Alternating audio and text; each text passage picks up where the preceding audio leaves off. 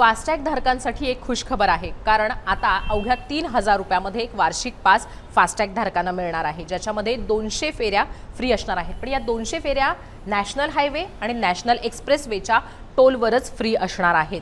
महत्त्वाचं आहे ते म्हणजे की हा जो पास आहे तो खाजगी जे वाहनं आहेत त्यांच्यासाठीच असणार आहेत, व्यावसायिक वाहनांसाठी हा पास असणार नाही। आणि तसं जर आढळलं की व्यावसायिक कारणासाठी किंवा व्यावसायिक वाहनासाठी हा पास वापरण्यात येतो आहे, तर मग हा जो पास आहे तो डिॲक्टिवेट होऊ शकेल।